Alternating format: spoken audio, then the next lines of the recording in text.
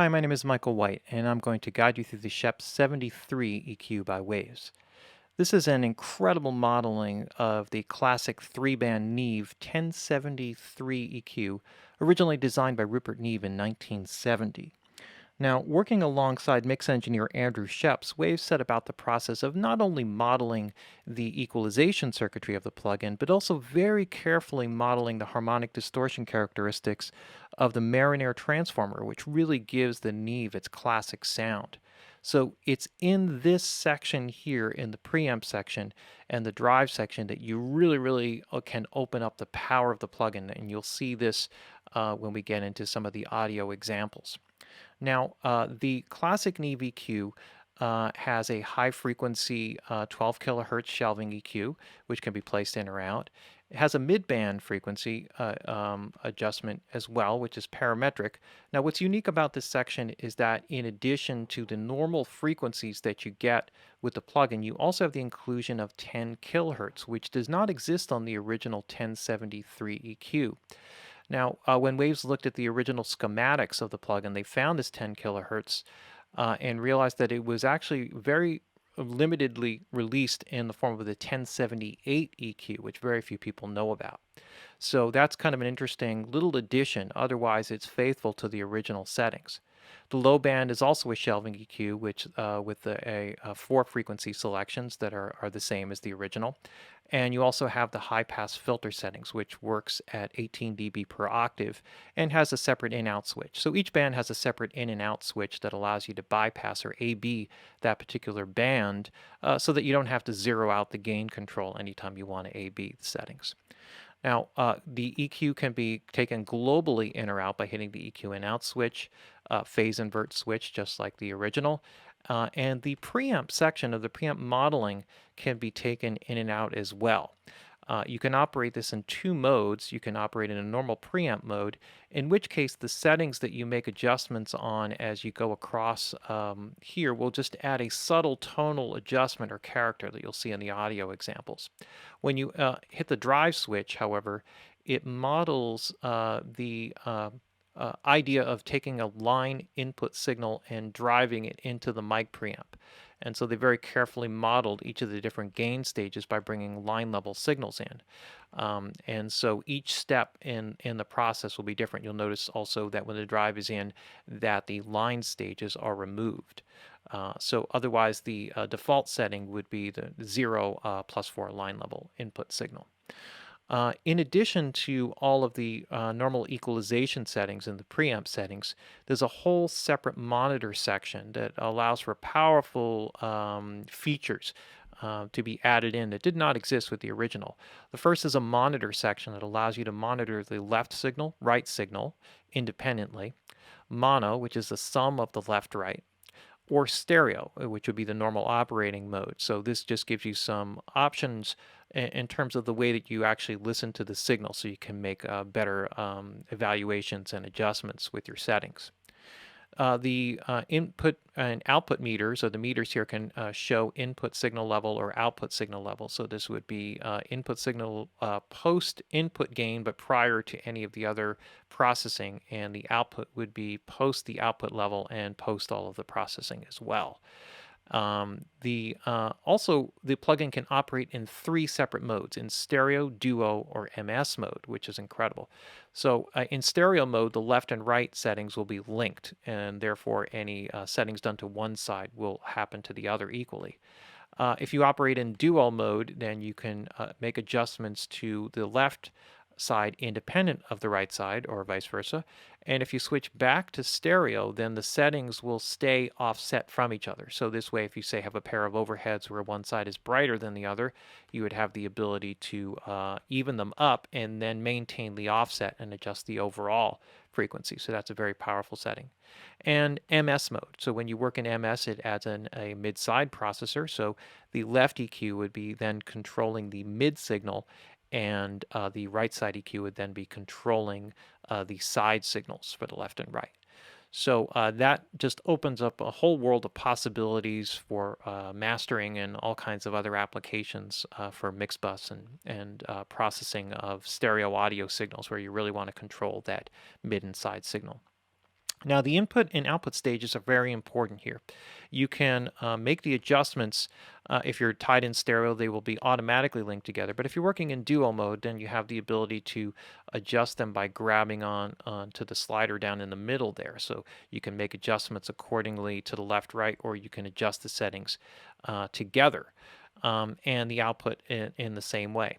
There's also a unique mode that employs like an inverse gain staging. So what happens is as you adjust, as you can see here, the right side input level, it'll adjust the output side by the exact same amount inversely. So if I go to stereo mode, then you'll see this happen to both sides equally. Now this is very important because when you're actually working with what I think is probably the most powerful part of the plugin, which is working with the preamp stage and how you can control the tonal characteristic of the sound, what we're really doing here is you're having the ability to determine how much you're actually overdriving or feeding into that harmonic distortion characteristic. So the ability to link those two allows you to make better value adjustments because your perception will not be affected by the variation in gain.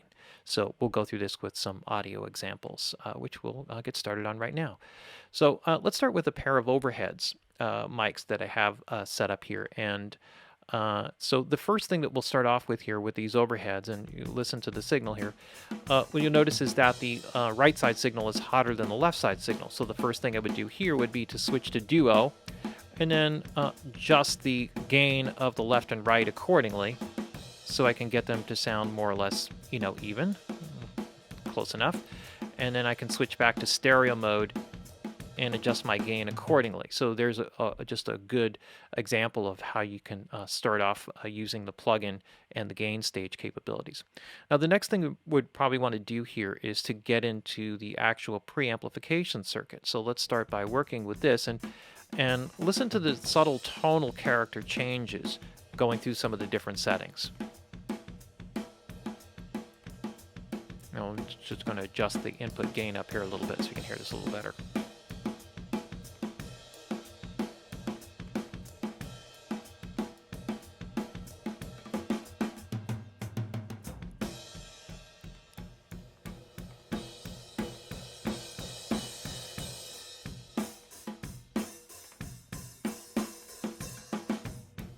So these are can be these settings can sometimes be very subtle. Sometimes they can be really dramatic. You may hear it with certain things, like the toms really seem to stick out with the different settings here.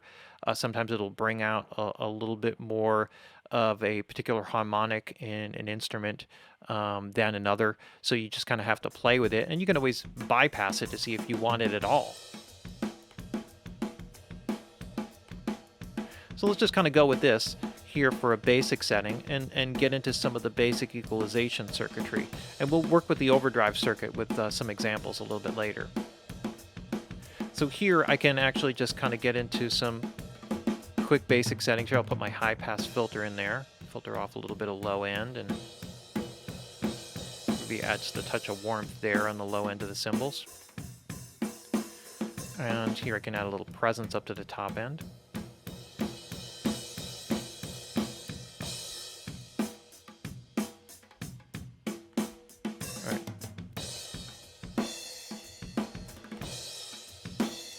So you can really hear the difference here. Now if I bypass it, this is going to skew the left and right, so I'll just kind of go with the EQ in and out.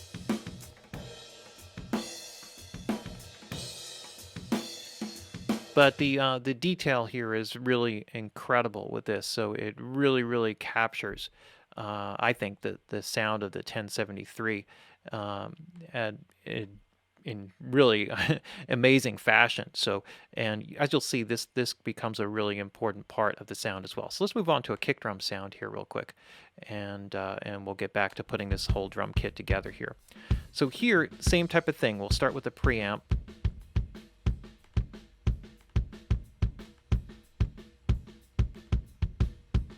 All right, so here at the lower settings, seems to make the low end a little bit more solid sounding here. So maybe what I'll do here is do just a little dip here, a little bit of the low mid frequencies. Maybe add in a little attack there, a little presence.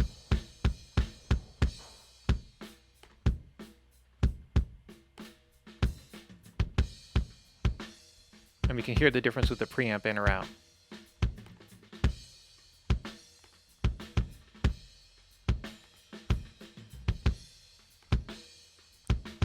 And again, you have the ability to include this and make adjustments accordingly. Let's just go quickly to a snare sound here to kind of get an idea of what it can do here. So this has like a little bit of a kind of a little bit of a boxy kind of sound.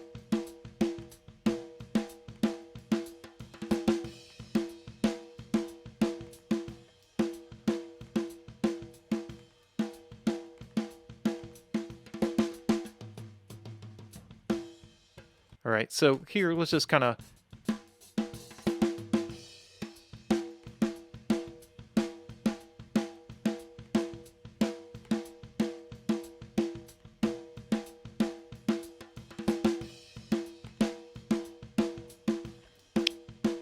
so we can, I'll just leave this in at a 50 setting here, and then we can also kind of work with this a little bit of body, and maybe filter off some of the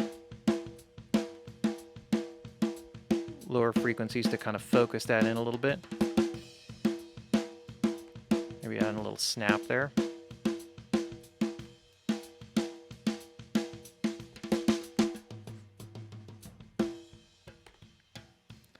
Okay, so this will just give you a basic idea, things that you would normally expect, you know, working with a 1073 EQ. And of course, there are a limited array of frequencies. That's just the nature of the beast. But now we'll kind of really open up more of the power of the preamp stage. So what I've set up here is a just feeding through sends the drums. So let's just listen to the drums. What I did here on the snare bottom was gated and added a little bit of drive on the bottom end there. So what I'm going to do here is just mute the bass for a second. We'll come back to that. And then, right, so here what I've done is added in just a bit of, right, filtered off some low frequencies, have it gated, and right, adding a little bit of distortion. So when I mix this in with the original sound, I can actually give the snare a little bit more character.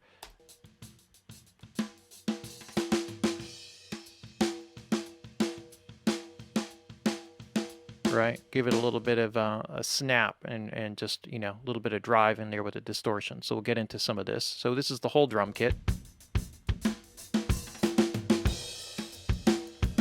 And we can bypass the settings here.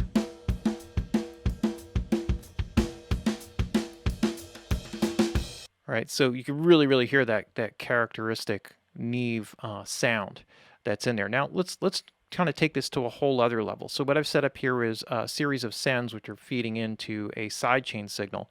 And what I'm going to do is I'm going to overdrive this signal and mix it in with the drums. So I set up my drums so I can mute the dry drums, and we can monitor only the distorted signal. So let's open up that plugin here. And so what I've done here is I've done a series of settings where I've overdriven. I got a mic presetting, and I've adjusted the gain here so that you can see I can adjust the amount that I'm actually driving the signal, and then I've added in some equalization here accordingly. So let's just start with a blank setup here, and I'll just kind of walk you through the process a little bit. So the one thing you'll need to do, be careful of when you're adjusting the drive setting, is to, first of all, turn down your monitors and maybe adjust the output gain of the plug-in accordingly.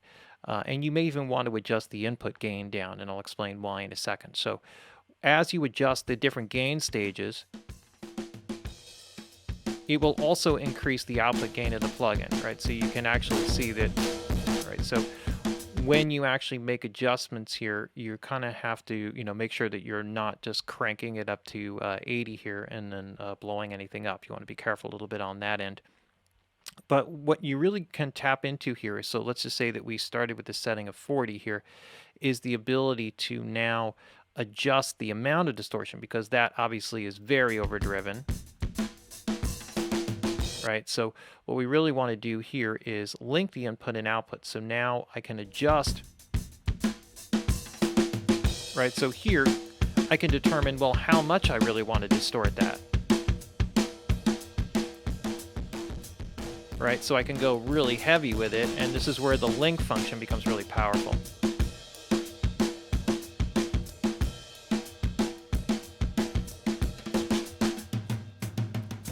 Right, and then it can go about the process of equalizing here in whatever fashion I want. So maybe I want to add, you know, right, add some low end. If it's a little bit too furry or bright, I can kind of roll that back a little bit.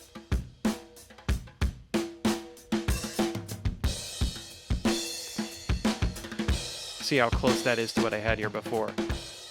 So this is really only differing in the amount of gain.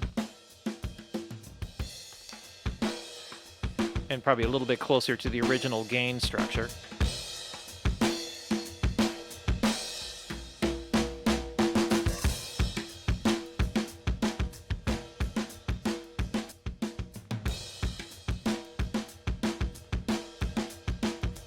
All right, so I can compare these two. Also some different equalization here. All right, so let's go with our new setting here just for giggles. And what I'll do is I'll play the original drums without this and then mix in a little bit of this in.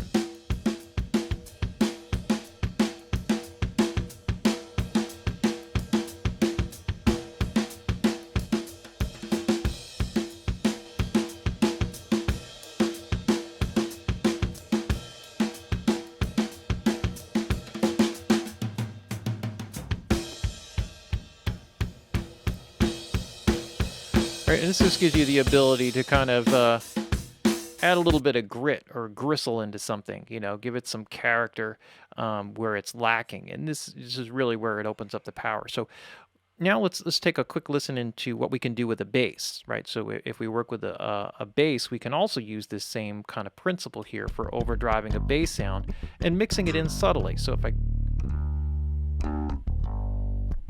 All right, so you can already hear the growl that's kind of added in there, which is kind of nice.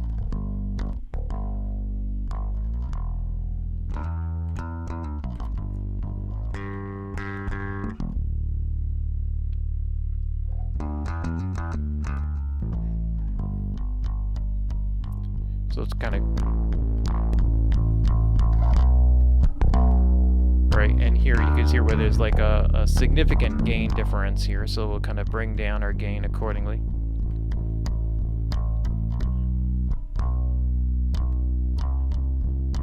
So I kind of like this lower setting here.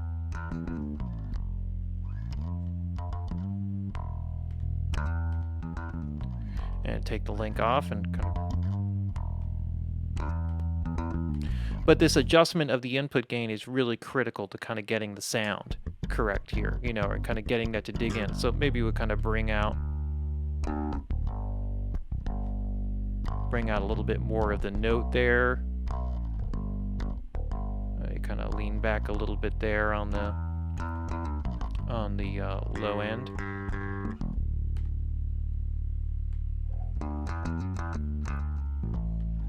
Okay, so I set one up before. Let's see if this is better than the other one.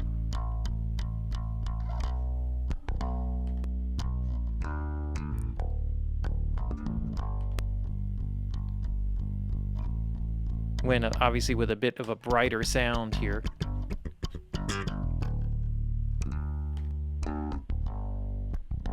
You really hear the difference in tonal character that this can add in. So let's mix this in with the drums.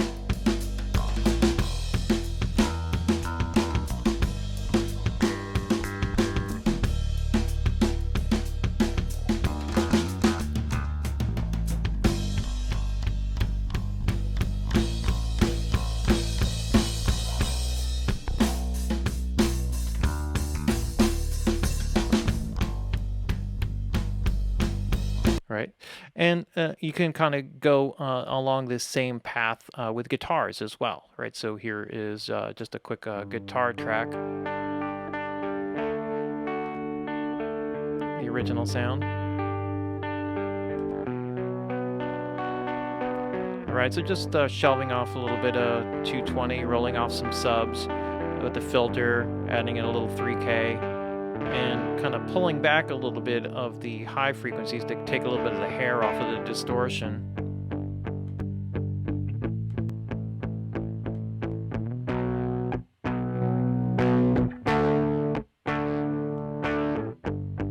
And this is again where we can use the link to kind of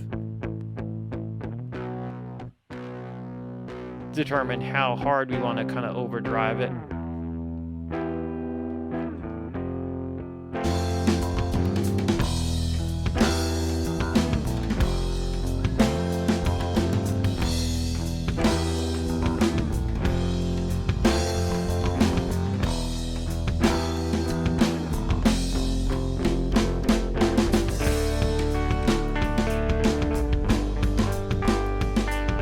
And here we can bypass all of the Scheps plugins, just you got to get a sense of what the overall is like.